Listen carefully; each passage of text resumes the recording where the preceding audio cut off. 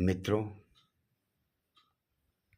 आज नई उमंग, नई प्रेरणा और नई शक्ति और आप सबकी करुणामयी भक्ति के साथ मैं आपके सामने आज प्रस्तुत हुआ हूं। मेरा विनम्र भाव, मेरी विनम्र प्रार्थना, मेरे शब्दों का जो ये प्यार है आपके लिए, ये एक अमूल्य है। इसका कोई मूल्य नहीं।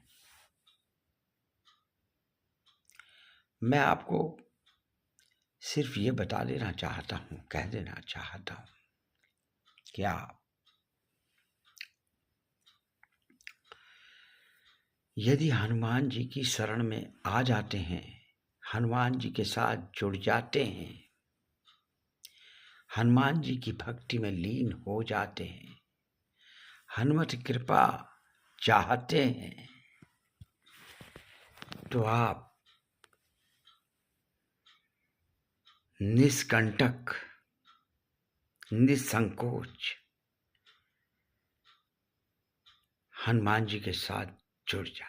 कह दें उनको कि हमारा ध्यान रखने के लिए प्रभु अब आप हैं, हम तो आपके हैं, आप हमारे हो जाओ। बस इतना ही कह देंगे आप, तो हनुमान जी आपके साथ खड़े हो जाएंगे और हनुमान जी को प्राप्त करने, हनुमान जी की कृपा उसी पर होती है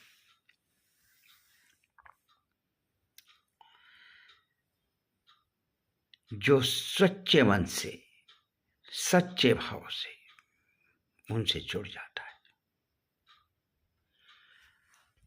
हनुमान जी की एक चौपाई को मैं बोल रहा हूं। दुर्गम काज जगत के जेते, सुगम अनुग्रह तुमरे तेटे। इस संसार में कोई भी ऐसा दुर्गम कार्य नहीं है जिसको हनुमान जी ना कर सकते हो। हनुमान जी के रहते हुए समस्त कार्य संपन्न हो जाते हैं। हनुमत कृपा जिस पर प्राप्त हो गई, जिसके ऊपर हो गई, उसका कल्याण हो गया, उसका कल्याण हो गया।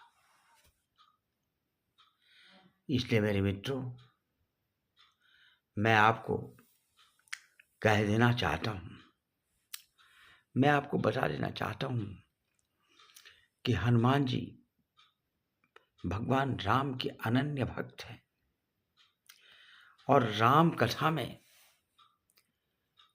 जो विशेष बात, जो विशेष जो प्रसंग है, हमको जो उससे प्रेरणा मिलती है, उसमें जो कहा गया है, हमें सत्य, धर्म, न्याय, प्रेम, करुणा, क्षमा, त्याग, बलिदान और कर्तव्य निष्ठा जैसे नैतिक मूल्यों का शिक्षण देती है। ये राम कथा ऐसी है। और इस राम कथा में डूबने के बाद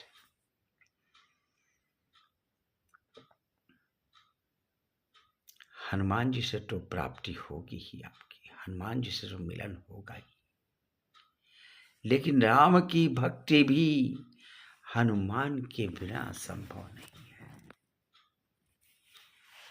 यदि हनुमान जी आपसे प्रसन्न हो जाते हैं तो भगवान राम तो स्वयं ही प्रसन्न हो जाएंगे। उनको तो मनाने की आवश्यकता ही नहीं है।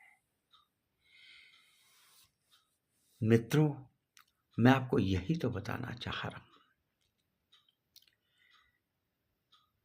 इस संसार में कहते हैं, कवन सो काज कठिन जग माही, जो नहीं होई तात तुम पाई।